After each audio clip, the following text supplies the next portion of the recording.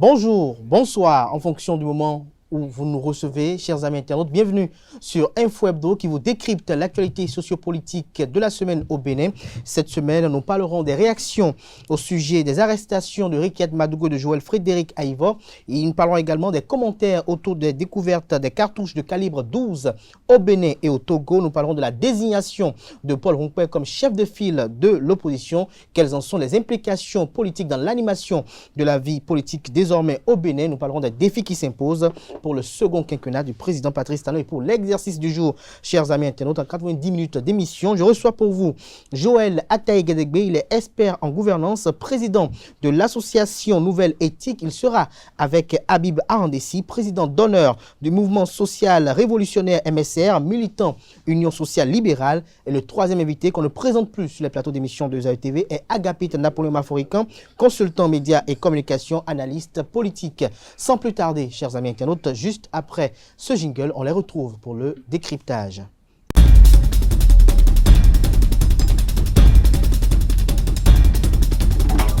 Le décryptage de ce matin, comme je l'annonçais à l'entame de cette émission, se fera avec vous, Joël Ataï-Guédégbé. Bonjour. Bonjour. Merci d'avoir accepté notre invitation. Téléspectateurs. Merci bien. Agapit Napoléon Maforican, bonjour. Bonjour Kader, bonjour aux internautes. Merci d'être toujours disponible. C'est un plaisir. Merci également à Habib qui fait l'effort d'être toujours là, chaque fois qu'on l'appelle. Merci à vous. Alors, Joël Ataï-Guédégbé, vous avez suivi l'actualité tout au long de cette semaine. Plusieurs réactions, pour ne pas dire plusieurs organismes, sont montés au créneau pour condamner l'arrestation de Rikiat Madougou et de Joël Frédéric Aïvo. D'entrée de jeu, quelle appréciation portez-vous sur ces réactions? Est-ce des intimidations à l'égard de la justice béninoise? Non, il ne faut pas les prendre comme ça. Il y a des mouvements de solidarité. Quand je prends le cas du professeur Aïvo, ses collègues constitutionnalistes d'Afrique de l'Ouest ont manifesté leur solidarité. C'est un minimum à ce niveau-là, sans vouloir interférer forcément avec la justice, quoique cela ait donné l'impression d'injonction venant de l'étranger. Ce serait inacceptable de toute façon. Et notre justice, même par rapport à l'exécutif, se doit d'être indépendante, et encore plus par rapport aux puissances étrangères ainsi qu'à toute force qui ne soit pas une composante de la justice. Et s'agissant du cas de Rikiat Madougou, dont l'arrestation est antérieure, on a eu quelques précisions du procureur par rapport à ce qui lui est reproché, sans qu'il ait pu convaincre définitivement. De toute façon, c'est un procès, c'est à l'issue d'un procès qu'on pourra se faire la meilleure religion possible par rapport à ce qui se passe. Si la date de son procès n'est pas encore fixée, celle du professeur Aïvo semble avoir été fixée pour le mois de juillet. Juillet prochain. Voilà. Donc, attendons de voir où est-ce que tout ça va nous mener. En tout cas, le défi reste que l'état de droit fonctionne, soit, et démontre toute sa portée à l'occasion de ce processus-là. Chacun est appelé à répondre de ses actes devant la justice et également est en droit d'en attendre un élargissement. Un élargissement. Il n'y a pas de charge probante. Il n'y a pas de charge probante contre lui. Alors, dites-nous, Agapit. L'amitié que j'ai pour l'un et l'autre, d'ailleurs, mais voilà, nous sommes citoyens et justiciables du même pays. Citoyens et justiciables du même pays. Alors, Agapit Napoléon Maforican, à l'instant, Joël Ataï-Guédégbé qualifie de mouvement de solidarité. Est-ce que vous voyez la chose sous ce même temps? Absolument, absolument. Et pour moi, j'ai à dire que c'est des déclarations de principe. Il ne faut pas se taire.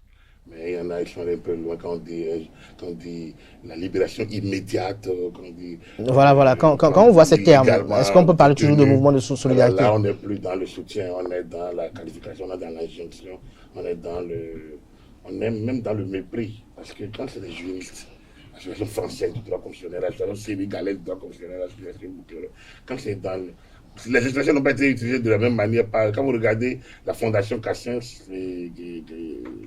Cassien, non?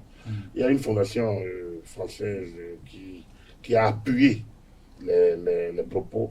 Elle a pris un peu de distance par rapport à ces expressions un peu injonctives et parfois méprisantes, à mon avis, parce qu'on est dans le droit. Et dans le droit, il y a la présomption d'innocence. Mais il faut, autant qu'il y a la présomption d'innocence, mais il y a la présomption aussi de culpabilité. C'est-à-dire qu'à partir du moment où le juge, le procureur, la poursuite, donc le ministère public, à des éléments, des faisceaux, des indices, ou d'éléments qui fondent que un justiciable est présumé responsable d'un certain nombre de faits et le garde en lieu de détention, en détention, on ne peut pas a priori parler d'embastillement, d'irrégulièrement gardé, tout ça. Je pense que ces expressions créent la confusion, surtout quand ça vient et dénote d'un parti pris, surtout quand ça vient de juristes, de ceux qui connaissent la matière. Sinon, c'est normal qu'ils soutiennent les leurs.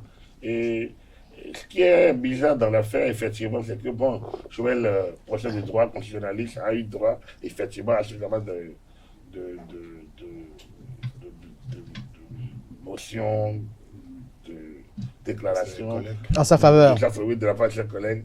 Alors que, bon, Ricky Amadougou, ça n'a pas été le cas. Ce n'est pas le cas. Comme l'a dit Joël, effectivement, c'est des soutiens. Même s'il y a quelques réactions en faveur de Ricky Amadougou. Il faut que ça se fasse un peu plus. Il faut qu'on joue à clarifier l'opinion, à éclairer l'opinion. Quand le professeur évoquait des questions techniques, politiques, dans une posture politique, disait que c'était des questions techniques. Je pense que c'était le moment où ses collègues auraient pu lui dire de faire attention, puisque faut pas, tout le monde n'est pas con quand même dans le pays. Tout le monde n'est pas con dans le pays.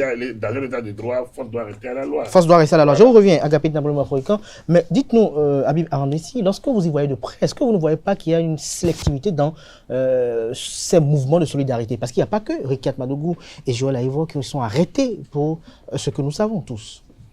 Oui, il faut dire que... Il y a les camarades étudiants, par exemple, à vous, qui ont été interpellés. Bien sûr, mais comme d'habitude, dans le lot, il y a ceux qu'on appelle les gros morceaux. Il y a ceux qu'on appelle les gros morceaux et leur arrestation fait forcément du bruit. Et vous étiez en train de dire tout à l'heure, est-ce que ce n'est pas une injonction? Est-ce que certains pensent que c'est un mouvement de solidarité? Je pense qu'il faut voir d'abord la position de notre justice par rapport à l'appréciation internationale. Quel est le regard aujourd'hui au niveau international? Quel est le regard sur notre justice? Nous avons une justice qui est décriée, dont la légitimité et l'impartialité est remise en cause, sont remises en cause du moins ça, au niveau à l'international. Nous avons plusieurs justices, plusieurs décisions de justice rendues qui n'ont pas été respectées. Nous avons au Bénin des réfugiés politiques qui aujourd'hui se retrouvent en France et qui sont officiellement reconnus tels. Nous avons été déclarés comme pays non sûr. C'est-à-dire aujourd'hui, quand on évoque le Bénin, la France peut vous donner le titre d'exilé politique aussi facilement que possible parce qu'on estime que chez vous, la justice plus ou moins est embrigadée. Et c'est ce que nous vivons depuis 2016. Mais est-ce que vous partagez ce regard, vous, Habib Arandessi? Aujourd'hui, écoutez, aujourd'hui, vous êtes au Bénin il suffit qu'un procureur de la République, monte au créneau pour dire, Monsieur Guédégbé, nous l'avons soupçonné ou bien il a donné de l'argent à tel individu pour tuer le président de la République, je donne ça comme ça, pour qu'on l'arrête et qu'on le dépose en prison. Mais est-ce que ce n'est pas nécessaire pour les enquêtes? Pire. Les mêmes propos sont répétés presque par tout le monde, par tous les acteurs de la mouvance et par le président de la République lui-même. Vous avez suivi la dernière intervention ou bien cette interview accordée avec Radio France 24, Radio France Inter et France 24. Le président de la République a affirmé. Et c'est là, moi, j'ai vu que ceux qui disent le président est venu tout simplement confirmer ce que nous disons au quotidien. La justice aujourd'hui se substitue même à l'exécutif. Quand le président de la République dit que des gens sont venus avec les mallettes d'argent, ils ont commandité des meurtres à l'aveuglette, des trucs du genre, ça prouve qu'en réalité, que ce qui est dit par le procureur de la République, c'est ce qu'on lui a envoyé comme message. Et ce message vient de l'exécutif. Allons loin. Il y a un juge qui a démissionné au dernier moment, là, le juge des libertés et de la détention, qui a dit, ça c'est un juge qui a parlé, ce n'est pas le procureur qui est aux ordres de l'exécutif qui a parlé. Le jugement au domicile de ce juge, là également, on a fait des découvertes également. On connaît tout ça, si le temps nous permet, je vais revenir sur cette communication. Je prends ça comme une communication parce qu'il n'y a aucune preuve. Et on peut monter ça, hein. On a vécu tout ça, là, on a vu des montages du genre à plusieurs reprises dans notre pays. Donc ça n'étonne pas. Moi, ça ne m'étonne pas quand je vois ces genre de choses. Et c'est pourquoi, d'ailleurs, quand ça vient, je mets ça sur ma page et je rigole. C'est pour dire que c'est du déjà vu. C'est déjà vu. Donc, déjà vu. Je pense que quand nous nous retrouvons dans ce contexte où notre justice est presque vue comme un outil de répression, hein, des opposants, c'est tout à fait normal que des voix s'élèvent pour dire attention. Joël Ataï-Guédégué, est-ce que vous voyez la justice de votre pays, le Bénin, comme un outil de répression politique depuis avril 2016? Est-ce que vous pensez que la justice du Bénin depuis avril 2016, surtout de façon un peu plus ciblée, est-ce que vous pensez que depuis avril 2016, il n'y a que dans les prisons les opposants politiques à Patrice Talon? Est-ce que pas les choses comme ça? Oui. Est-ce que avec l'apparition de la Criette, incontestablement, il y a eu une forme d'insécurité juridique. Et en temps, la loi instituant la Criette a été corrigée, a été amendée. Et est devenu... avec l'instauration du double degré de juridiction? Enfin, c'était une des critiques principales qu'on pouvait porter à la loi instituant la Criette. Mais on ne peut pas dire que le Bénin soit devenu une prison à ciel ouvert, comme certains ont pu le laisser entendre. Et il n'empêche, mais il faut tenir compte également du ressenti dans l'opinion. Autant une frange de l'opinion se satisfait des condamnations, mais qui tombe lourdement, rapidement, assez rapidement à la Criette. Mais une autre s'inquiète quand même et a l'impression d'une justice sélective et expéditive. On me répondra, et je peux le corroborer effectivement, qu'il y a des proches du président de la République ou de la majorité qui subissent également les rigueurs de la loi ou de cette justice-là. Donc il appartient simplement de communiquer l'image d'une justice professionnelle et indépendante, et que les juges soient le plus impartiaux possible, puisque c'est entre leur conscience et ils n'ont d'autorité que la loi. Est-ce que vous avez suivi la déclaration de Batamoussi sur Radio France Inter? Oui, je les ai suivis. Et on n'est pas obligé de le suivre. On n'est pas non plus obligé de le dénigrer. Mais il faut approfondir les choses. D'un côté, on pourra l'accuser d'être en intelligence avec ceux qu'on accuse d'être en train de fomenter des coups, et j'en passe. Mais il ne faut pas forcer les causalités.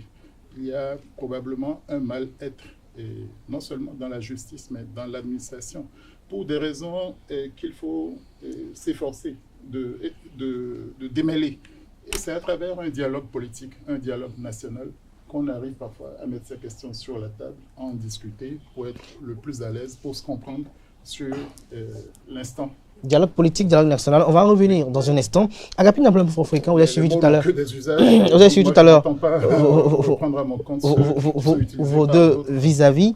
Vous avez suivi tout à l'heure à l'instant Habib Arandessi, qui a paraphrasé le chef de l'État lors de son intervention sur Radio France Inter et France 24, où le chef de l'État a dit par exemple, une dame débarque avec des valises, où le chef de l'État a essayé d'expliquer certaines choses, et qu'à ce niveau donné, vous jugez que le chef de l'État s'est substitué à la justice en faisant certaines révélations?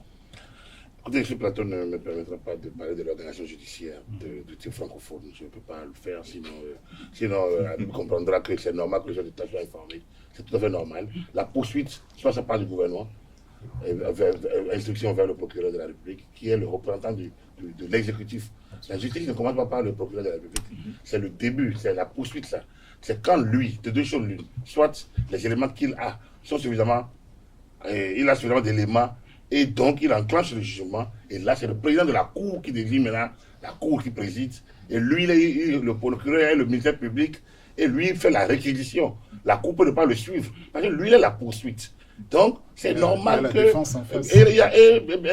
le mise en cause peut avoir une défense, à sa défense, il peut avoir 20 avocats, quand le ministère public, lui, il est seul.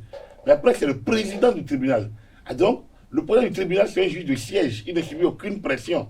Le procureur de la République, lui, peut avoir l'instruction de poursuivre. Il ne doit pas normalement avoir l'instruction de ne pas poursuivre. Ça, de manière formelle, aucun ministre, aucune autorité ne peut demander à un procureur de ne pas poursuivre. S'ils estiment que Habib doit être poursuivi, on peut pas lui dire non, ne le poursuit pas. Mais si lui n'a pas des éléments, on peut lui envoyer les éléments pour dire essaye de voir clair dans tel comportement. Ça fait partie. Donc, voilà la porte d'entrée dans la justice. Ça peut aller directement par procureur, comme ça peut aller par saisine, par huissier ou par acte d'huissier. Donc, il y a plusieurs types d'organisations. Donc, quand les gens d'État sont informés, c'est quand même la moindre des choses. Donc, le premier magistrat. Quand même, on a les renseignements de l'État. On a tout ce qu'il y a comme service de l'information. Vous ne pouvez pas demander au chef d'État, on ne peut pas lui en vouloir d'expliquer un certain nombre d'éléments qu'il a. Le président Yahi Boni a l'habitude de le faire. Le président Soglo l'a fait quand il était là. Le président Kérékou est beaucoup plus sibyllin. Lui ne le dit pas aussi clairement. Mais quand le président Yahi allait jouer à l'aéroport et a donné le système de comment la drogue passe par là et a dit c'est telle personne qui m'a dit ça, lui il a été clair. Donc, en réalité, le problème, le chef d'État doit être informé. Ça, c'est la moindre des choses. Ça, c'est la première.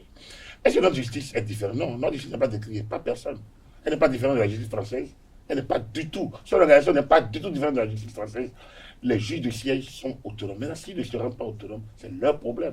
Batamoussi n'est pas obligé de suivre les instructions. C'est un juge de siège. Il n'est pas tenu. Alors, s'il suit et après il dénonce, il n'est pas sérieux. Moi, je donne un jugement. Il n'est pas sérieux.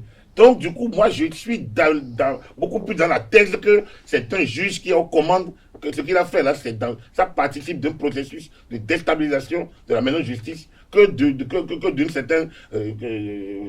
certain souci de se voir. Sinon, il ne s'est même pas sur le dossier en question.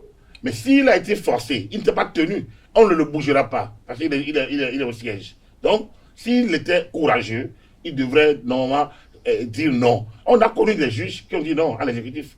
Parce qu'on ne peut pas les bouger du jour au lendemain. Ils sont au siège. Mais si eux-mêmes n'ont pas de casserole, et pour gérer leur carrière, ils devraient rester fermes. Il y en a qui ont été procureurs, qui sont restés fermes.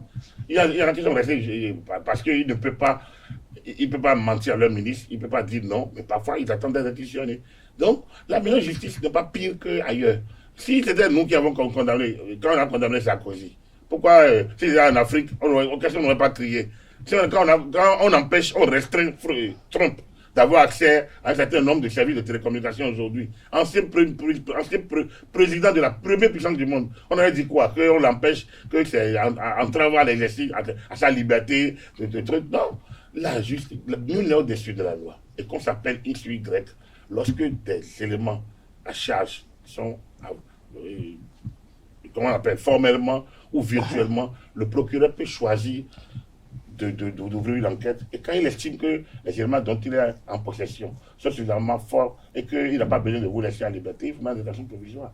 Bien, cela dit, la justice des hommes, moi sur mon profil, le WhatsApp, de ma numéro, j'ai mis une vieille image des animaux malades de la peste, de La Fontaine, écrite dans les années au XVIIe siècle. Parce que simplement, selon que vous soyez puissant ou misérable, les jugements de la cour vous rendent blanc ou noir. Ça dit La Fontaine. C'est pas obéi, il n'est pas béninois. Il n'est pas donc. L'individu peut transparaître dans le jugement, quel qu'il soit. On a connu l'affaire Monica Lewinsky aux États-Unis, où le procureur était payé pour faire une enquête contre le président, pour destituer par le camp d'en face, pour destituer le président des États-Unis. On a connu beaucoup d'affaires, c'est logique. Mais chacun joue sa partition. Il y a des jugements en France qui ont été faits aujourd'hui, et des années après, on a compris que le juge s'est trompé, que l'enquête s'est totalement trompée, et que c'était faux jugements. C'était erroné. C'était erroné, ouais, c'était erroné. Donc, voilà, c'est tout ça là. C'est d'ailleurs une des raisons pour lesquelles il faut militer contre la peine de mort. Voilà, par exemple. Donc, maintenant, le niveau de juridiction, moi, la criette, les gens se sont, c'est normal, mais quand on dit de la cour d'assises, c'est le même niveau. C'est-à-dire que la cour d'assises, il n'y a pas un autre degré de juridiction. La cour d'assises se réunit, prend une décision, et normalement, il n'y a même pas de niveau 2. Dès que la décision est prise, il n'y a que la grâce présidentielle ou alors l'exécution totale de la peine. Alors donc, aujourd'hui, maintenant, grâce à un certain nombre de mécanismes internationaux, on est passé maintenant à un niveau 2, au niveau de la criette. Bon, donc, c'est des combats de tous les jours, moi, je pense. Alors, il ne faut pas que lorsqu'il y a une situation, tout de suite on s'attaque au Bénin. Le Bénin, moi, contrairement à ce que Habib pense, le Bénin n'est pas décrié. Sa justice n'est nullement décriée. La destination Bénin n'est déconseillée à personne. Bien au contraire, le Bénin fait partie des 20 pays aujourd'hui qui sont conseillés.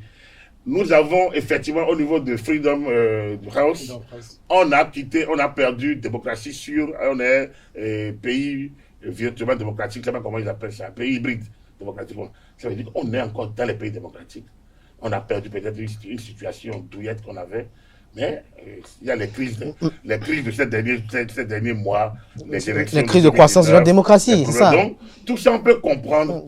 Mais pensez tout de suite que lorsque les états sont en détention, c'est qu'il n'y a pas de justice. Alors que, Gadebé l'a dit, on a les chefs de l'État qui sont là, des gens du cabinet du président de la République qui sont là-bas, en détention préventive. Il y en a qui sont condamnés, des députés proches du chef du gouvernement. Donc, on ne peut pas dire que la justice béninoise est aux ordres. Habib Arandissi, est-ce que vous avez connaissance de proches de Patrice Talon qui sont en prison?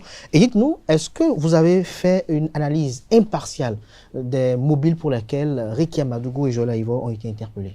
Bon, je vais laisser le directeur dans la théorie et moi je viens dans la pratique. Tout ce qui est lié. Non, tout ce que vous avez développé, c'est ce que nous recevons entre les 4 murs de l'université. C'est ce que nous recevons entre les 4 murs de l'université. La position du procureur, tout ça. Mais tout ça là est appliqué dans les démocraties où les institutions sont fortes. Nous avons vu des lois ou des propositions de loi envoyées au procureur, je ne me rappelle plus, par Trump. Et le procureur a renvoyé encore le même dossier au président de la République ou bien à la Maison Blanche de corriger. C'est pas la même organisation. Non, s'il vous plaît, nous avons vu des procureurs dire à l'exécutif, malgré que, qu'on le veuille ou pas, ils sont là grâce à l'exécutif, que non, nous n'avons pas suffisamment d'éléments pour poursuivre tel ou tel. Ça, c'est dans les démocraties où les institutions dépassent et s'imposent, dépassent les hommes. Mais est-ce que nous avons la même structure avec ces démocraties-là? Et s'imposent à eux. Est-ce qu'on a la même structure, la même mentalité? Ne soyons pas prétentieux. Non, est-ce que nous avons la même mentalité, la même structure? Nous avons, oui, la théorie est là, c'est-à-dire la mentalité est là. On a colporté. Mais dans la réalité, ce n'est pas ça. Quand vous êtes en détention, je parle toujours de mon vécu dans presque tout, quand il s'agit de la justice. Quand votre dossier, quand le pouvoir décide de vous arrêter, on vous prend, on vous jette en prison. Et qu'on met votre dossier en instruction. Donc, on demande à un juge d'instruction de faire des enquêtes et de voir votre culpabilité ou non. Et que le juge vous appelle en offre. Je ne voudrais pas appeler le nom d'un juge. Les gens ont déjà une idée de qui il s'agit. Mais quand un juge vous appelle pour dire, je n'ai aucun élément contre vous. Mais tant qu'on ne me donne pas les instructions, c'est un dossier politique. Quand un juge a le droit de vous dire ça, compte tenu du fait qu'il vous admire. Est-ce que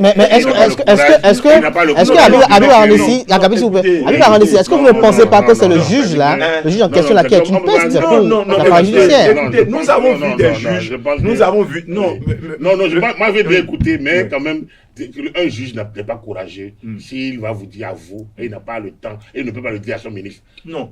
Il ne peut pas le dire du moment où. Je pense que nous sommes toujours dans la théorie. Nous avons vu des juges qui ont été assassinés dans ce pays. Mais comme dans beaucoup de pays, comme dans beaucoup d'autres pays. Vous ne pouvez pas. Revenons à la réalité. Restons dans la réalité des faits. Où des juges craignent pour leur vie. Et pour dénoncer, ils sont obligés de quitter leur pays et se retrouver en exil pour dénoncer. Combien? Non, justement, quand vous ne voulez pas voir les choses sous ce temps, vous n'allez jamais comprendre. Quand vous voyez des soutiens du pouvoir, par exemple, qui vous disent en offre, vraiment, nous savons que la machine là est due, nous ne sommes pas d'accord.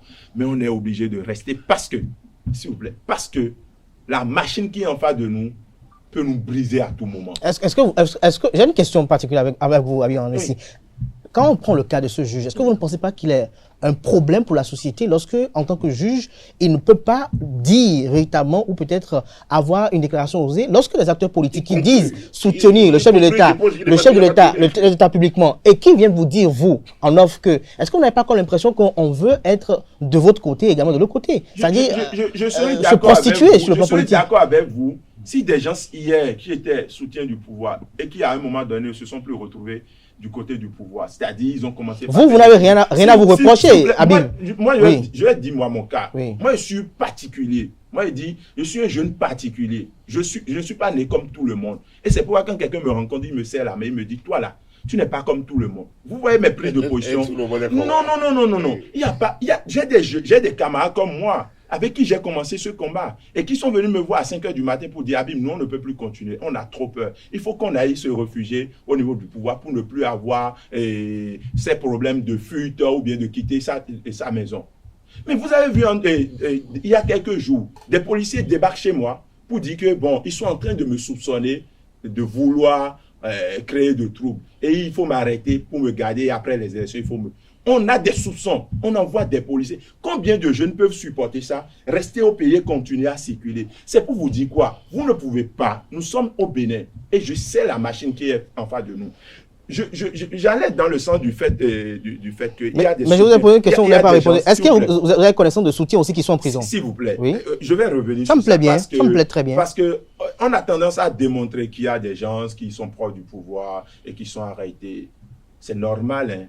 C'est normal et ce n'est pas nouveau. C'est justement pour avoir cet argument. Mais dans le même temps,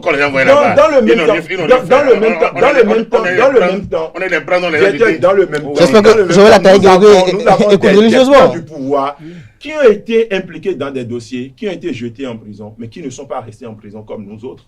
Vous êtes d'accord? À qui on a attribué en même temps des titres d'évacuation qui sont restés à l'extérieur, après on les a graciés pour bonne conduite. Pourquoi on ne parle pas de ces genres de cas? Pour vous dire quoi? Nous sommes dans un pays où la justice est embrigadée. Et c'est remarquable. C'est remarquable. Et pour finir, quand il y a des gens, que j'ai des exemples, hein, qui ont soutenu le pouvoir hier et qui à un moment donné ne se sont plus retrouvés à travers ce qui est fait, et qui ont fait des critiques. Et le lendemain en même temps, ou bien quelques jours après, on a commencé par citer leur nom dans des dossiers. On a commencé par rôder autour de leur maison. On a commencé par faire ce qu'on appelle des redressements fiscaux. Et quand vous êtes dans ce contexte de gestion du pouvoir public, il y a des gens qui ont peur. Il y a des juges qui ont peur pour leur vie, pour être assassinés. Ils sont obligés de fuir. Et moi, je ne suis pas contre ça. Vous n'êtes pas contre ça. Joël Ataï Guédégué. Je ne veux pas dire. Je pense qu'on ne peut pas généraliser tout.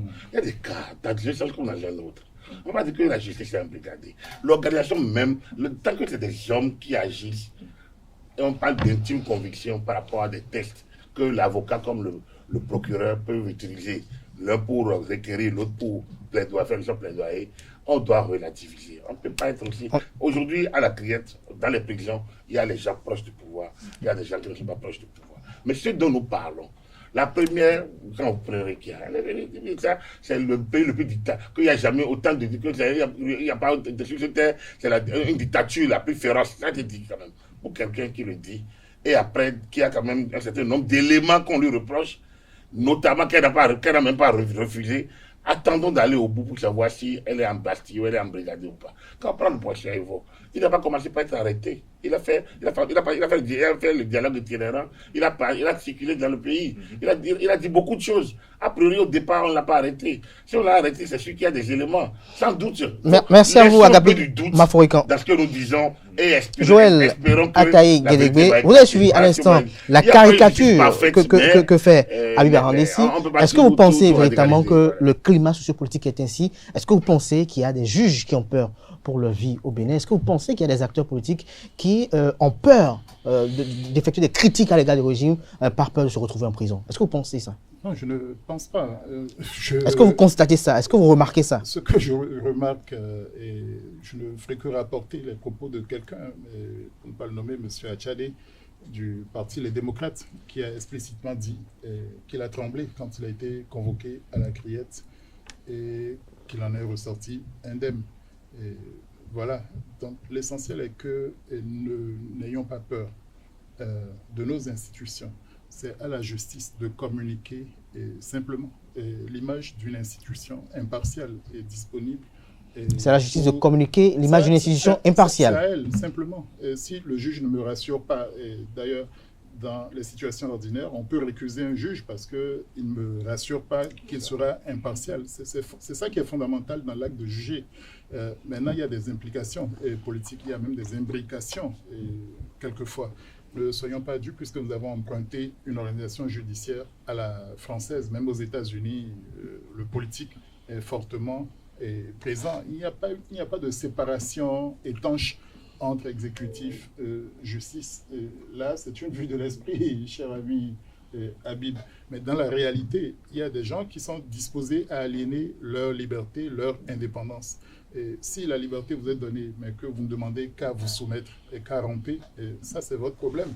Et vous êtes même un danger pour l'institution judiciaire et pour la démocratie. Voilà. Mais, je le répète, non seulement le zèle n'est pas absent, deuxièmement, le manque de courage et de personnalité de certains commis de l'État dans l'administration, comme dans la justice, je voulais dire.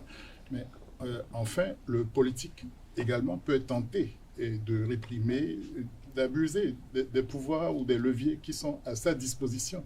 Donc c'est à chacun de savoir raison garder et c'est à nous tous de veiller à l'équilibre des pouvoirs pour que l'un empêche l'autre d'accéder dans ce qui lui revient comme prérogative. Il n'y a que comme ça que nous préserverons le système, que nous bâtirons les institutions fortes dont parle Habib. Et c'est tous les jours un combat qu'il faut mener, qu'il faut essayer de gagner. Sinon, nous allons reculer effectivement. Nous n'aurons que nos yeux pour pleurer parce que nous en sommes remis à une lutte contre la corruption. Justement, pour une justice assez forte et indépendante, quelle est la contribution de la société civile à laquelle vous appartenez? Oui, c'est vite dit. Quelle est la contribution? D'abord, la société civile n'a pas de pouvoir. Elle est là, elle essaie d'être une force médiane et surtout une force proposante, autant que faire se peut. Et enfin, elle essaye d'agréger ce qui relève de l'intérêt général, qui peut ne pas être pris en compte par les partis qui sont plus préoccupés par la conquête, l'exercice du pouvoir et une vue relativement sélective des questions de la société. Et donc, ce n'est que ça. Et la société civile, il ne faut pas lui prêter plus qu'elle n'est, plus qu'elle n'a. Et si on veut bien d'elle, elle essaiera modestement, sans prétention de se substituer non plus au pouvoir. Sans prétention de se substituer au pouvoir. À Capitale Napoléon Forican, des cartouches, 110 000 ont été découverts au Bénin de calibre 12, 1300 au Togo. Est-ce qu'il y a un lien avec les événements que nous avons assistés entre le 5 et le 10 avril dernier au Bénin? Dire qu'il n'y a pas de lien, c'est manquer de ne pas utiliser tout au moins, disons, la voie. Mais ce sont ces cartouches qui vont à la chasse. Ne pas analyser un phénomène dans sa globalité. Quand des chasseurs sont appelés à vandaliser, à mépriser, à brutaliser, à violenter, on ne peut pas regarder les cartouches comme quelque chose de bénin, de non impactant. Et avec autant de cartouches, combien d'animaux on veut autant battre? Voilà un peu les questionnements. Je pense que le procureur spécial, dans sa sortie, a fait un lien. Donc, du coup, si lui fait le lien, moi, je suis un analyste, je ne peux pas dire qu'il a... Vous savez, comme je le dis toujours, chacun dans son domaine. Chacun dans son domaine essaie d'analyser les choses comme il les perçoit, de la position qu'il occupe. Je comprends qu'on n'a pas les mêmes lectures des choses, mais lorsque vous avez entendu une autorité, ancien ministre, dit clairement qu'il y a des contacts avec des chasseurs, ils ont besoin de notre soutien, en plein processus électoral où des violences ont éclaté, où on dit on doit les aider, les chasseurs, et au même moment, on intercepte de pareils matériels, il y a de quoi avoir et rapidement faire le lien. Ce qui est amusant dans le dossier, parce que je voyais venir les amis sur les réseaux sociaux, j'ai vu, on trouvait même que c'est curieux que le véhicule ait fait un accident, que c'est là qu'on a retrouvé les cartouches, que bon, ça changeait lui depuis samedi, assez de choses, mais quand les Togolais ont retrouvé le même matériel pratiquement en destination du Bénin, il me dit bon, ils ne diront certainement pas que le gouvernement béninois et togolais ont comploté. Ont convolé un juste complot pour pouvoir créer une situation du genre. Donc c'est trop grave, c'est suffisamment grave parce que c'est les Béninois qui sont à la base de ça. et pourquoi pour la conquête du pouvoir politique. Parce que il faut dénoncer. C'est pour ça que certaines conclusions hâtives doivent pouvoir être bannies. Ce qui s'est passé à la veille de... D'abord, un certain nombre de langages auxquels on a eu droit ces 6 derniers mois ne sont pas quand même de nature à rassurer. C'est des langages guerriers, c'est des langages violents. On ne peut pas faire des élections sans nous. Alors donc, quand vous allez comme ça, il faut compter sur quelque chose. Et les gens n'ont pas eu peur en 2019 de faire tirer par des chasseurs, de brûler la maison, de vandaliser. 2021, ils reviennent avec les mêmes procédures, prêts à n'importe quoi pour bloquer le processus. C'est pas sérieux. Donc, quelque part, il y a de quoi s'inquiéter, non pas parce qu'on a retrouvé des cartouches, mais parce que des Béninois, ils sont capables d'aller jusque-là. Si c'est ça, il y a de quoi s'inquiéter. On parle de dialogue, d'assises, tout ça là. Mais quelqu'un disait en 90, même si vous écrivez la Constitution avec le sang de chacun, quelqu'un va finir par trahir. Quand vous allez aux assises là, et s'il y a un débat qu'on a commencé, il reste un qui n'a pas été d'accord. On va dire consensus, sans consensus, on ne va pas dire que si, disons qu'il y a 50 participants, 48 sont d'accord, 2 ne sont pas d'accord, c'est comment on appelle ça? Alors donc, les 2 qui ne sont pas d'accord là, démarrons, votons et avançons. Vous allez voir, c'est eux qui vont saquer le système et les mécontents des 48 vont les rejoindre progressivement et les mêmes causes produisant les mêmes effets. Nous allons encore retomber dans les mêmes trucs. Donc, ce n'est pas la première fois que le Bénin a fait que cette situation politique perdure. Mais nos élections ont toujours été émaillées parce que personne ne veut dire j'ai perdu. Beaucoup de fois, les gens préfèrent le Hébremankou, comme on le dit, tout ça passe ou ça casse, le jusqu'au boutisme, que de reconnaître leur échec, ou de se dire, bon, lui il a gagné, peut-être pas à la régulière, mais c'est pas la fin du monde, dans 5 ans. Donc, je reviens un peu à la question je pense qu'il y a de quoi avoir peur, mais au même moment, à partir du moment où ces 2 dossiers maintenant, regardez pas 2 juridictions, nous allons voir le lien entre les 2, et le traitement qui sera fait d'un côté comme de l'autre pour pouvoir peut-être tirer les conclusions. Habib Arandessi, est-ce que vous aviez été inquiet après avoir pris ces 2 saisines de part et d'autre? Si nous étions dans un contexte normal où il n'y a pas... nous sommes dans un contexte anormal. Oui, il n'y a pas une atmosphère politique comme ce que nous vivons là. On peut s'inquiéter. On va dire, notre pays devient de plus en plus un pays d'insécurité. Ouais. Mais nous sommes dans un contexte particulier. Lequel? Où il faut tirer sur les militaires? Non. Il faut faire de la rébellion? Écoutez, nous sommes dans un contexte particulier. Voilà, après des événements, en tout cas après des mouvements de mécontentement contre l'embrigadement de notre démocratie, contre l'exclusion, et contre l'imposture. Écoutez-moi, je pense que voilà des manifestations qui ont eu lieu dans le centre. Est-ce que vous approuvez, Habib Arandessi, avec votre combat, est-ce que vous approuvez la nature de ces combats-là, de ces manifestations-là? Je pense que j'ai été sur ce plateau et j'ai démontré que nous sommes en train de voir là où on a fait renverser notre bagage, sans voir là où on a trébuché. Il ne faut pas voir les choses de façon superficielle. Il faut voir les choses plus en profondeur. Moi, je prends les manifestations les gens appellent ça pré-électoral, contre l'exclusion. Mais je dis, c'est plus contre l'imposture et l'embrigadement de notre démocratie. Des manifestations dont le mobile, c'est que le président de la République, parce qu'il a l'Assemblée nationale en main, parce qu'il a la Cour en main, ne peut pas se permettre le vilain lutte de prolonger son mandat de 45 jours. On a connu des présidents de 24 heures. Pourquoi on veut créer une atmosphère de frustration et de mécontentement? C'est là. Non. Je pense que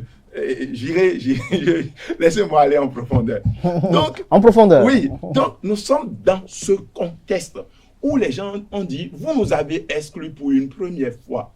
Vous nous avez exclus pour une deuxième fois. Troisième fois, là, non, ça ne peut pas se passer ainsi. Est-ce que pour cela, il fallait aller jusqu'à tirer sur l'armée? J'irai loin. Non, Habib, je vous pose une question simple. Je vais en revenir pour vous dire que nous n'allons pas... Vos mobiles sont fondés. Non, je vais en revenir pour vous dire que nous n'allons jamais réinventer la roue.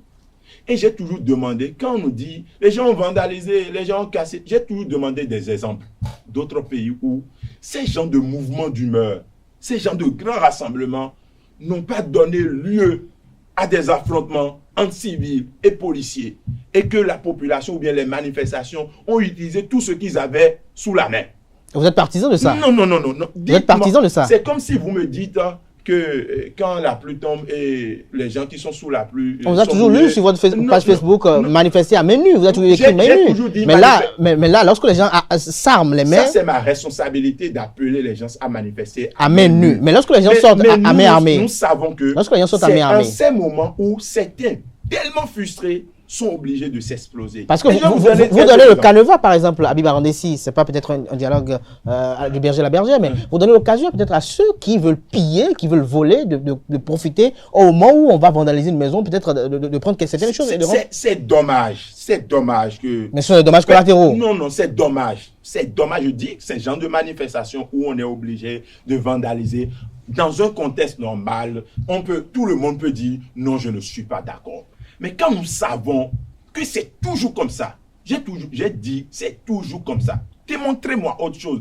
En France, en réalité, ce n'est pas des querelles politiquement affichées, ce n'est pas des querelles politiques. Il a suffi qu'on augmente le prix. Mais il y a des gilets jaunes qui sont arrêtés là-bas. S'il vous plaît, les gilets jaunes ont appelé à une manifestation. Mais il y en a qui sont arrêtés aujourd'hui. Les manifestations ont donné lieu à quoi? En Chine, à côté, Tokyo à côté, un peu partout en France et aux États-Unis d'Amérique. Même à l'université, je prends le cas de l'université que je maîtrise très bien. Quand nous appelons à un mouvement à l'université, il y a quel responsable étudiant qui se lève pour dire les gars, allez casser tout? Non, il y a toujours une situation qui donne lieu ou bien qui crée ça. Alors, pour revenir à la découverte revenons. Si nous continuons à gérer le pays ainsi, nous allons toujours assister à ces gens de... Même cette démocratie-là ne laisse pas impunie. Malheureusement. Même cette je pense que la grande responsabilité, nous avons organisé des élections dans ce pays. J'ai dit c'est pour la première fois. C'est pas vrai. Non, s'il vous plaît, laissez-moi parler. C'est pour la première fois, on voit des échanges de tirs. On voit des armements comme ça. Non, mais Yahi a fait sortir des chars dans ce pays. Les calibres que vous avez vus dans les mers, là, où on a explosé des piliers de maisons, on a explosé des têtes là. Non, si le directeur, il est ancien, il est plus âgé que moi.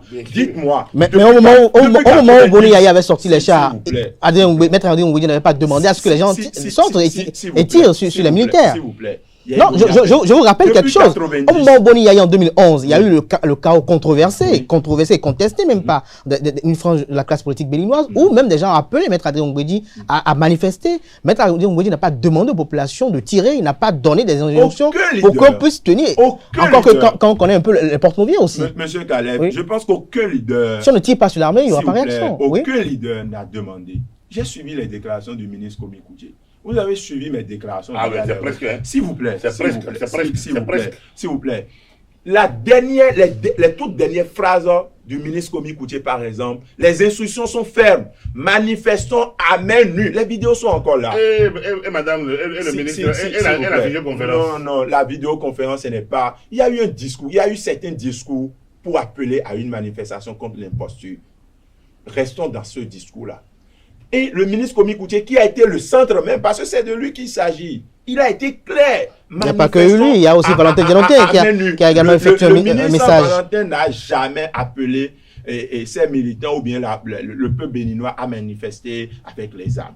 Ça, c'est des frustrations. Mais quelqu'un a appelé à manifester avec les armes? La découverte des cartouches. Des cartouches, oui. Bizarrement, ces cartouches sont découvertes dans Gouka, dans Banter. Non,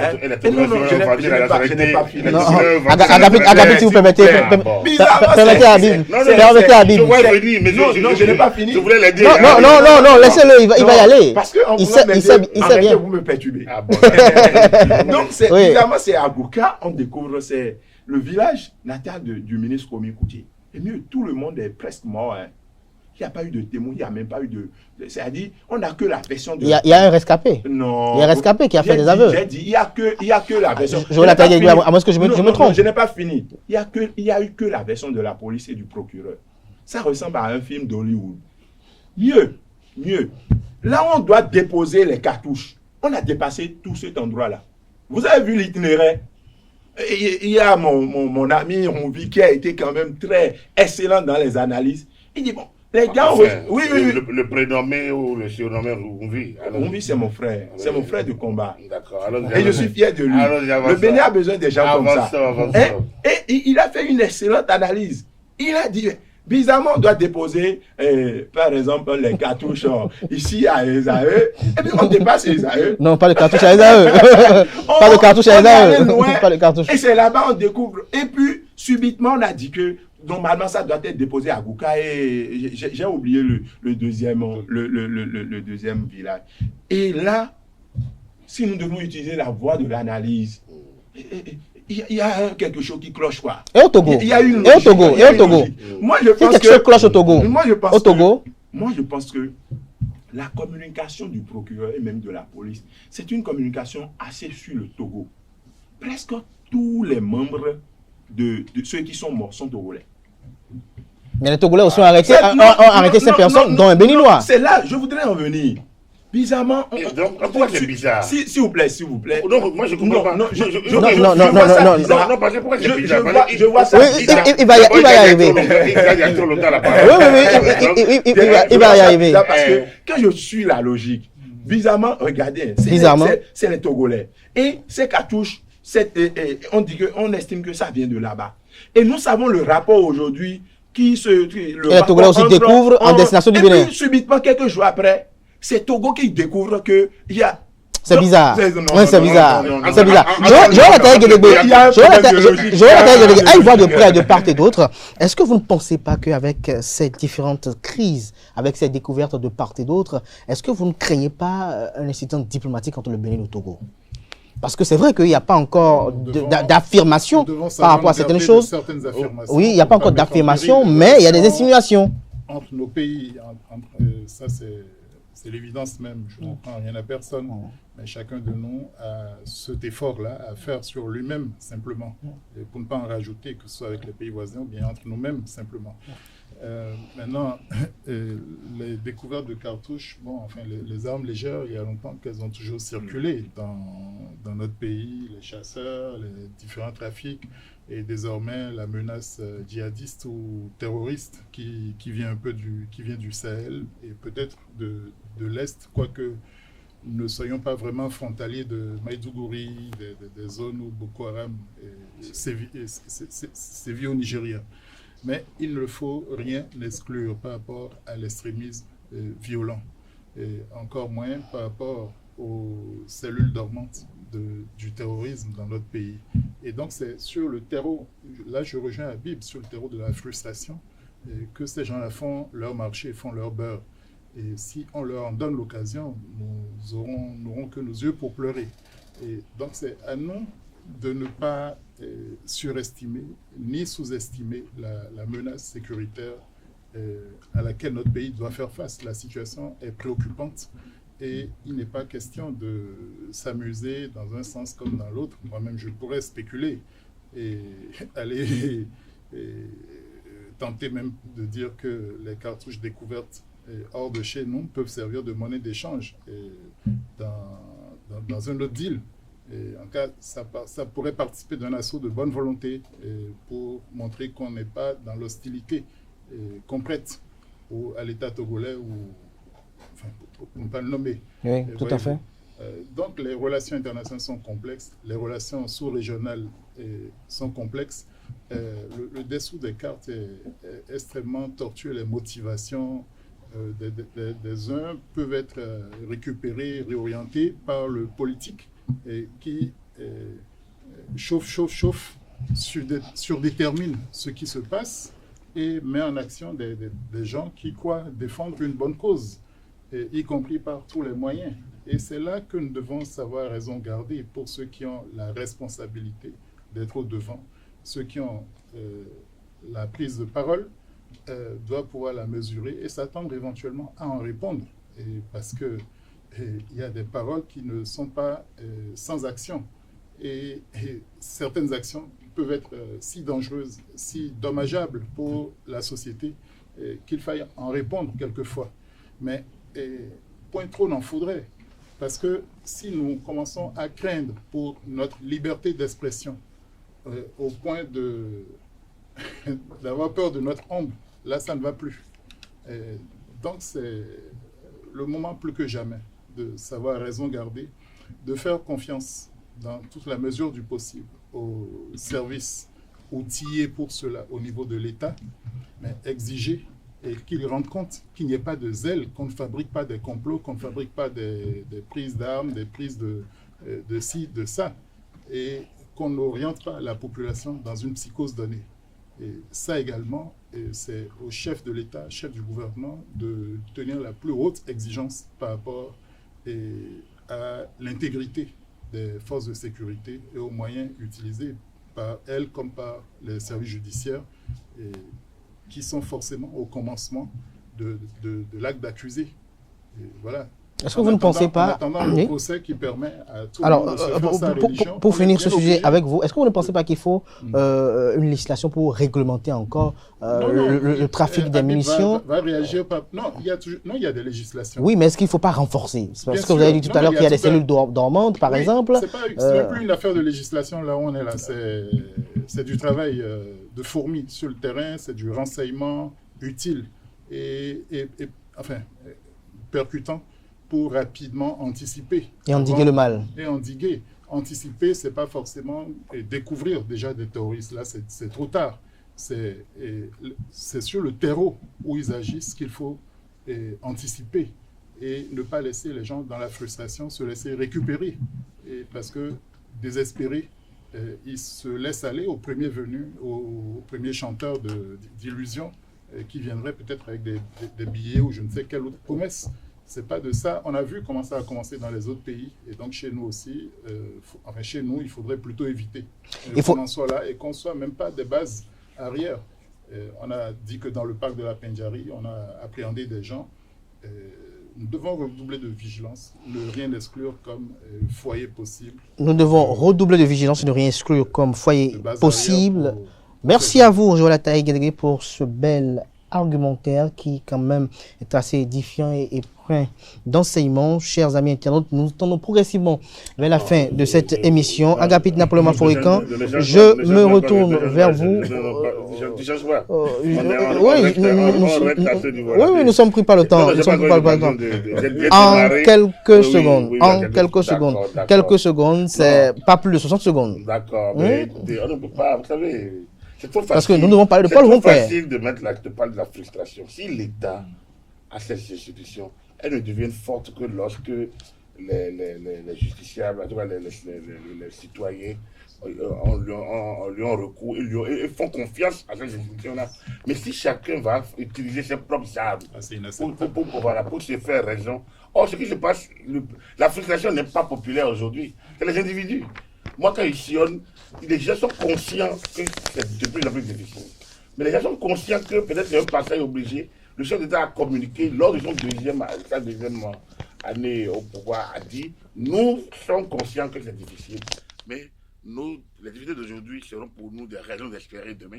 C'est comme ça il a dit. Demain, là, c'est ça.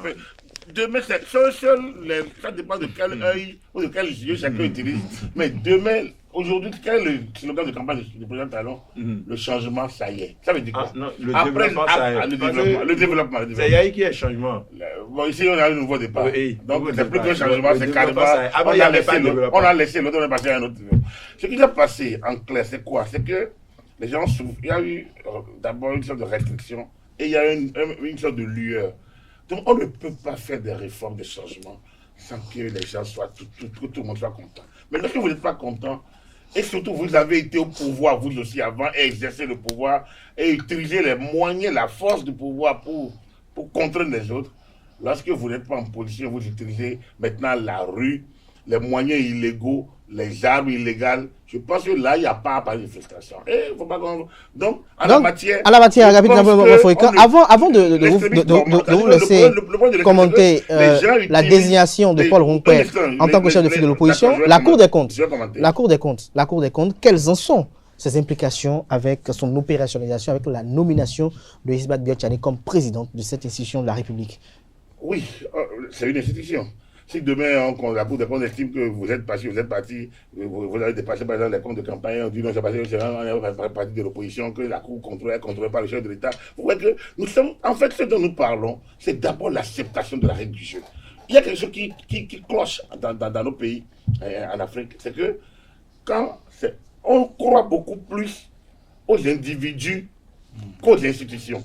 Quand l'individu dit c'est mauvais, il n'y a pas de démocratie, les libertés sont mises en main, on les écoute. Quand l'individu va à l'encontre de l'institution, même les structures, société civile, les personnalités, les organisations des droits de l'homme, personne ne le dit, mais respectez. Mais lorsque on l'appréhende, personne ne le dit respectez. Personne. Il crie, quand les gens disent il n'y aura pas d'élection, quand les gens, beaucoup disent beaucoup de choses qu'on a dû arrêter. J'ai même vu le clergé sortir comme le clergé sortir une déclaration pour dire qu'on ne peut pas faire des élections dans ces conditions. C'est pas son rôle. Et quand ces structures-là sortent des choses comme ça, ça donne du gré à moudre à ceux qui sont là pour déstabiliser. Donc, pour moi, nous avons les institutions. Elles sont faibles, elles sont fortes, elles sont animées par des corrompus, elles sont animées par des gens vertueux. C'est nos institutions. Qu'est-ce qui va changer aujourd'hui avec la Cour des comptes? C'est nos institutions. Il faut y croire et peut-être travailler quand on peut, d'une manière ou d'une autre, pour les faire changer. Mais quand on va à la fronde aux institutions, honnêtement, moi, je ne dis pas que nos institutions sont parfaites, mais la fronde, c'est ça qui crée le désordre et c'est ce qu'on a connu dans le pays depuis 2 ans. Ça, c'est clair, c'est net. La Cour des comptes. Oui, la Cour des comptes est attendue depuis 20 ans. Depuis 20 ans, c'est attendu. C'est une directive de l'UEMOA depuis 2002. Alors ça a traversé les temps que les coups y a eu. Bon, cette fois-ci, c'est acté grâce à la révision de la Constitution du 7 novembre de 2019. C'est bien. Alors, quand il va changer, la Cour aura plus d'autonomie, plus d'hommes, plus de moyens. Après, elle fera ce que la Chambre des comptes faisait déjà. Est-ce que la Constitution lui a donné en plus. Donc, gageons que les moyens lui soient donnés et que au niveau et que des hommes soient disponibles pour que effectivement cette Cour fonctionne et fonctionne vraiment pour la reddition des comptes, pour pouvoir amener les citoyens, surtout nos autorités, quelles qu'elles soient, au niveau décentralisé, au niveau local, au niveau national, à quand même avoir la peur de la gestion, en tout cas la culture de la redevabilité. Vous savez, on a parlé de CRIET, on a parlé de lutte contre la corruption, on a parlé de ça, tout ce que nous avons créé. Si on a une Cour des comptes fonctionnelle, efficace, qui utilise les moyens, même pour l'efficience, je pense qu'on aura très tôt, dans les 5 années à venir, des résultats qui vont peut-être faire avancer sur ce terrain. La Cour des comptes n'est pas non plus la panacée. Il n'y a que moi, je ne suis pas sûr. Je pense que le vrai débat, c'est d'avoir confiance en nos institutions, que de travailler à les parfaire tant qu'on le peut. Mais si on va en fronde, même 10 coups, même si demain on crée un conseil d'État, une cour de cassation, pour chambres, on aura les mêmes problèmes. Habib Arandessi, très rapidement, avant qu'on passe par rapport au sujet de Paul Roncpé, la Cour des comptes, elle est une réalité sous Patrice Talon. Vous êtes contre également ça? Non, je ne suis pas... Vous saluez? Je ne suis pas... Non, vous saluez l'opérationnalisation de la Cour des comptes? Ne me prêtez pas des mots. Je ne suis pas contre... je ne suis contre aucune institution de la République. Mais aujourd'hui, elle est une réalité. Non, je ne suis contre aucune institution de la République dont l'objectif ou bien le rôle est de nous permettre de vivre dans un environnement ou bien dans une atmosphère démocratique. D'égalité des chances. Voilà. Mais on peut ne plus croire en nos institutions quand elles sont devenues des institutions au service d'un seul individu ou bien de l'exécutif. L'Assemblée nationale... Ce n'est pas notre régime politique qui fait ça. L'Assemblée nationale... Ce n'est pas notre régime politique. L'Assemblée nationale est une institution, n'est-ce pas? Oui.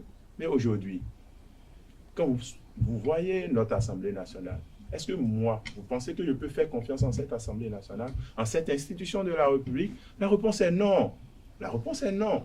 Mais en la Cour des comptes... non, je donne un exemple. Nous avons une Assemblée nationale extraordinaire. Monocolore? Non, pas monocolore, extraordinaire. Je vais loin, extraordinaire. Monocolore, c'est des mots qu'on connaît, mais extraordinaire. Ordinaire, c'est qu'il y a des débats contradictoires, il y a Ouais, quand il y a même une loi, il y a des contradictions. Il y a d'autres qui vont... Non, non, écoutez. Quand même, s'il vous plaît. Vous avez suivi la une des journaux cette semaine. Les gens du pouvoir, ils ne laissent pas. Ils sont allergiques à la contradiction. Le directeur du pouvoir? Mais oui, bien sûr. Le directeur du pouvoir? J'ai vu des chapeaux sur ce plateau. Des chapeaux, Patrice Talon sur ce chapeau. Pas avec le directeur. Pas avec le directeur. Je ne sais pas, mais toutes les analyses du directeur, c'est au profit du pouvoir. Pour vous dire quoi, je pense que les gens du pouvoir n'aiment pas la contradiction. Et même le président. Et vous, vos analyses sont contre le pouvoir. Il est tout rouge quand on le contredit. Oui, je le vois, je le suis beaucoup. Donc, pour dire quoi, c'est bon d'avoir des institutions. La Cour des comptes, c'est bon. C'est très bon d'avoir une Cour des comptes. Il faut que les gens... Moi, je suis accroché à ces genres de questions. Les libertés. Quand tu es citoyen, tu as un certain nombre de devoirs.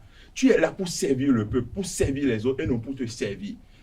Moi, j'ai cette conviction-là qui vous anime, qui vous hante. Chaque jour que Dieu fait. Et c'est d'ailleurs pourquoi je suis prêt, vous allez me voir presque contre tous les régimes. Parce que ce que je n'ai pas accepté hier, je ne suis pas prêt à l'accepter aujourd'hui. On espère vous voir aussi dans un régime un jour. On espère vous voir aussi un jour dans un régime. Je suis jeune, c'est le moment pour moi. De vous voir un jour aussi dans un régime. Et je dis, la Cour des comptes, c'est une très bonne chose. Pourvu que cette Cour ne soit pas comme les institutions de la République, l'état des institutions de la République actuelle. Pourvu que cette Cour ne soit pas comme notre Assemblée nationale. Pourvu que cette Cour ne soit pas comme la Cour constitutionnelle, ou celui qui dirige un avocat personnel du chef de l'État, pourvu que cette Cour soit vraiment au service. Mais vous connaissez la présidente qui a été désignée. Au service du. C'est pas une stigmatisation. Merci à vous, Habib Arondessi. Joël Ataïguédégué, vous êtes de la société civile, la Cour des comptes. Vos appréciations sur son opération. Non, c'est les inquiétudes qu'on pose. Joël Ataïguédégué, à la parole, s'il vous plaît, on l'écoute, oui. On l'a souhaité de toutes nos forces, oui. Au-delà de la société civile, je crois que Gapit le disait tout à l'heure, c'est l'UEMOA qui a fondamentalement exigé ça. Mais nous-mêmes, je crois que nous sommes convaincus dans notre pays que c'était nécessaire d'avoir une juridiction des comptes et qui ait les pleins pouvoirs, qui ait les pouvoirs les plus étendus pour nous dire la situation de la gestion des finances publiques et pour aller au fond des choses et nous assurer que le budget qui est autorisé, qui est alloué par l'Assemblée nationale, est quand même correctement exécuté et le cas échéant, tenir responsable ceux qui ont été indélicats avec l'argent du contribuable, avec l'effort national. Mais la Cour n'est pas là que pour réprimer, elle est surtout là pour conseiller et pour orienter, amener les gens à plus d'efficience. Et donc, ce n'est pas que les comptables qui l'auront à dos. Même les ordonnateurs, les crédits, de plus en plus doivent apprendre à être responsables de la bonne gestion, de la gestion la plus efficiente, la plus optimale qui soit des maigres ressources qui leur sont allouées. Et enfin, nous sommes dans une union économique, l'UEMOA, et c'est fondamentalement pourquoi une Cour des comptes était nécessaire. Et on parlait de confiance entre nous, entre les États membres de l'UEMOA. Cette Cour participe de la confiance que les États peuvent se faire sur l'état de leurs comptes, puisqu'on parle de convergence économique. Et notre pays s'illustre de plus en plus sur le marché financier, sur les emprunts. Et s'il n'y a pas des comptes correctement certifiés, c'est la crédibilité de notre pays aussi qui en prend un coup. Donc au total, c'est un instrument de modernisation, de rationalisation de la gestion publique et de responsabilisation dans le cadre de la démocratie. Souhaitons vraiment qu'on ne perde plus davantage de temps. La révision a eu lieu il y a 2 ans pour quelque chose qui était urgent. On s'étonne que ce soit seulement maintenant mais il faut rendre justice à l'Assemblée nationale. Je ne suis pas d'accord avec Habib. L'Assemblée a fait sa part de travail et je l'encourage à en faire davantage en dotant cette cour-là d'une loi organique déjà depuis le mois de décembre.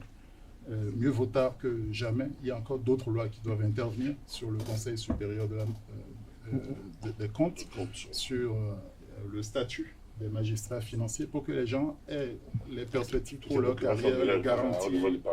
Voilà, il y a un certain nombre de choses et surtout le budget pour qu'elle soit le plus autonome possible, ne dépende pas du bon vouloir du ministre des Finances pour aller faire ses contrôles et en fin de compte livre ses rapports concomitamment au président de l'Assemblée, représentation nationale, et au chef de l'État. Et c'est ça le rapport public auquel le public également a droit. Il ne devrait pas y avoir de secret bancaire, de secret défense pour une Cour des comptes. C'est ça qui est intéressant avec une juridiction comme ça. Et celle qui vient d'être nommée, et même si elle était déjà présidente de la Chambre des comptes, elle a plus de garanties désormais.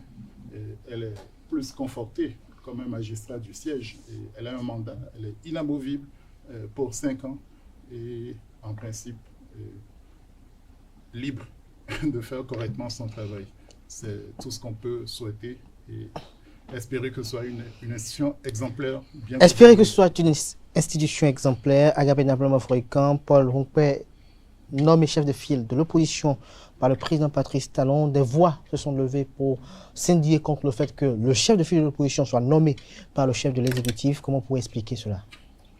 Oui, les gens, les voix indignées seront toujours là puisqu'elles ne participent pas au processus. Et quand elles participent au processus, lorsque le recteur est élu par ses pairs, il faut un acte administratif pour le nommer. Et donc, quand on dit est nommé recteur de l'Université d'Abomey-Caraïbes, personne n'était choqué. Mais ce n'est pas le gouvernement qui nommait depuis les réformes de 2002, 2021. Ce n'est pas élection. Bon, actuellement, il y a de nouveaux processus. Non, la nomination vient ratifier. Oui, voilà, exactement. Donc, moi, j'ai été élu pour aller à la HAC, j'ai été élu par les pairs. Il y a eu un acte de nomination, il y a eu un PV après les élections. Que ce soit le conseiller, j'étais élu par la presse écrite, il y avait des gens qui, mon doyen Feu Kriba Welotin par l'audiovisuel, et le doyen Bokov donné comme technicien de télécommunication. Mais après, c'est un décret, président. C'est un décret qui nous a nommés à la HAC. Donc, ceux qui prennent le décret vont croire qu'on a été nommé par... à la NLC, même chose. J'ai été désigné par appel à candidature par la HAC, et après, c'est un décret qui vous met. Donc, c'est pour dire quoi? Paul Rompé n'est pas adoubé par le chef de l'État. Paul Rompé a été nommé sur la base... Et le chef de l'État a pris un acte administratif dont lui seul est capable pour pouvoir consacrer ce qui est déjà connu, acté par la présence régulière, plus ou moins régulière d'FCB aux élections. Ils étaient en 2020, en 2021. Ils ont eu les 10% deux fois. Donc, ils sont la seule force de l'opposition. D'ailleurs, depuis 2019, depuis que la loi a été votée, c'est le seul parti d'opposition qui a participé aux élections. Donc, c'est normal que son leader soit désigné chef de file. Donc, c'est conformément aux critères qui sont prévus dans la loi. Donc, ce décret n'est pas un acte de bonté ou de générosité du chef de l'État vis-à-vis certains. C'est la loi qui l'a prévu ainsi. La loi qu'on avait en 2001, c'était la même chose déjà. Normalement, il faut bien acter, pas administrativement, pour que ça peut prendre corps et produire les effets. Sinon, c'est même le lieu de dire que on a beaucoup critiqué la révision de 2019, la révision du code électoral et j'en passe, mais sur la Cour des comptes, sur cette question-là, il faut plutôt se féliciter des amendements à la loi qui précisent les choses et qui font qu'on arrive à discerner qui est leader, chef de l'opposition. C'est vrai, ce n'est pas un processus électif pour le chef de file. Mais il y a des critères qui disent que... Lorsque vous répondez aux critères, oui, on vous nomme. Le chef de l'État ne fait que constater en l'espèce. Voilà. Là ce n'est pas son bon vouloir. C'est pas son bon vouloir. Mais Habib Arondissi... Habib Arondissi... Non, je vous reviens. Oui, justement, je vous reviens. Je vous reviens. Habib Arondissi, Paul Rompé, il est nommé chef de file de l'opposition. C'est désormais le lead de l'opposition politique au régime Talon. Quelles sont vos appréciations? Je pense qu'un journaliste d'une près de la place m'a appelé pour me dire, en tant que jeune de l'opposition, qu'est-ce que je pense de la nomination de M. Paul Rompé. J'ai répondu ceci, je ne le connais pas. J'ai été direct et j'ai rapporté ça sur ma page à circuler. Je ne le connais pas. Vous ne connaissez pas Paul Rompé? Moi, je ne suis pas... Au Bénin? Je ne suis pas un hypocrite. Au Bénin, vous ne connaissez pas Paul Rompé? Vous savez, je parle et j'estime que ça peut me coûter tout ce que ça peut me coûter. Nous sommes biologiques. Et les seules choses que nous pouvons laisser, c'est en réalité notre histoire, notre franchise a dit certaines choses. S'ils ne sont pas capables de nous exprimer librement, alors nous ne sommes pas humains.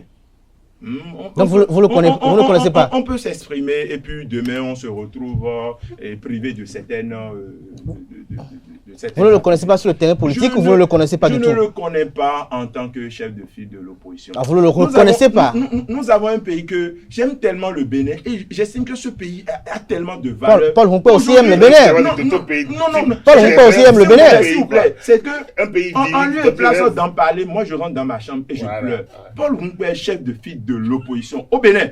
C'est comme les élections présidentielles de 2021.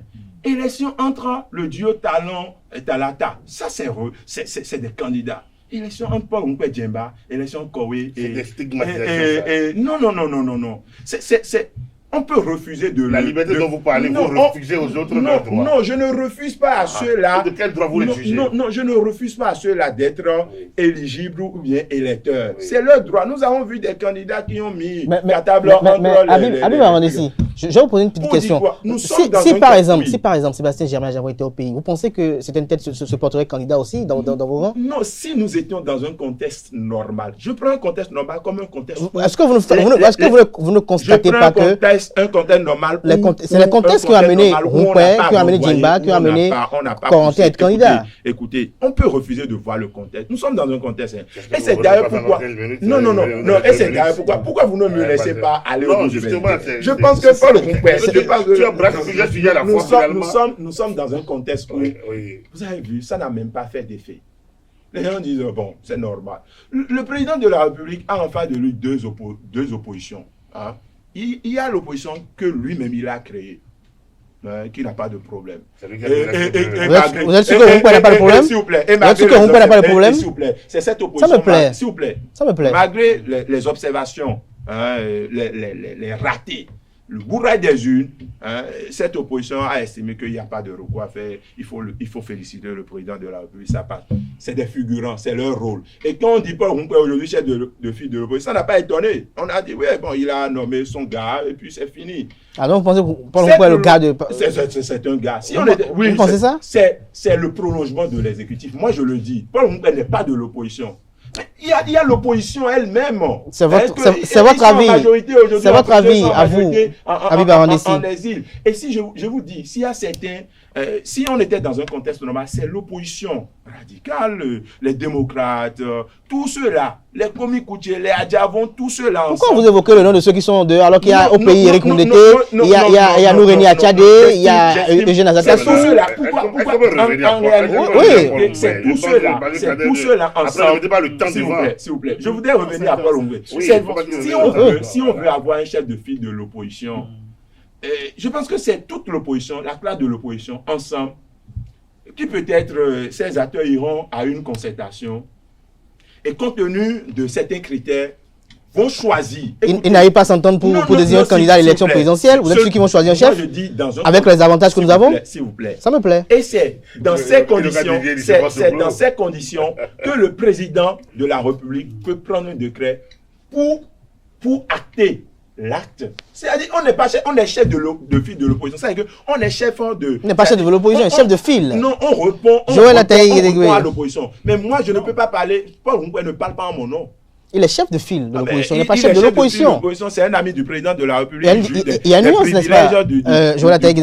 Il n'est pas chef de l'opposition, mais chef de file de l'opposition. D'abord, il est chef d'un des partis qui se proclament de l'opposition. Qu'on a divisé, un parti qu'on a galvaudé, qu'on a saccagé. Non, un parti, on connaît. Paul Rumpe est loin d'être même président de la FCB. Bon, Habib, on va écouter Joël Ataï. Nous sommes pris par le temps. La faute, c'est à Yaïboni. Je le dis toujours, c'est la faute.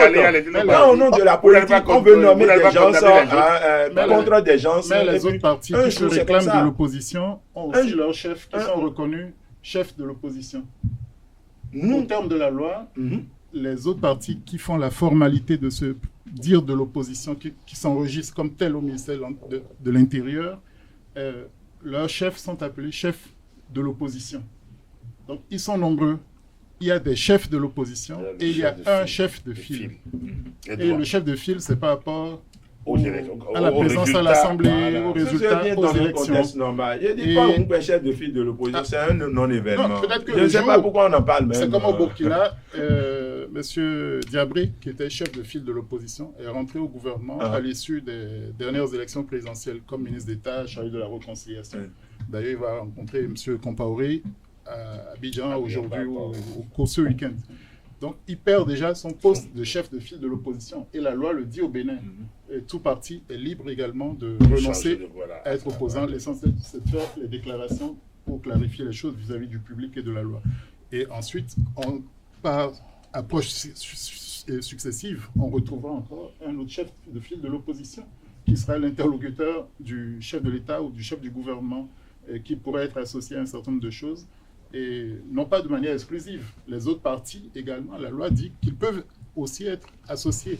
Mais voilà, si on veut organiser les choses dans un pays qui se veut démocratique, commençons peut-être par ces petits pas qui sont probablement pas dans un contexte les meilleurs. Normal, ça ne pose pas l'opposition radicale. Mais dans un contexte où on a tout divisé, on a Monsieur renvoyé. Roupet peut-être n'est pas de l'opposition radicale, peut-être qu'il est de l'opposition complaisante, peut-être qu'il est de l'opposition fabriquée.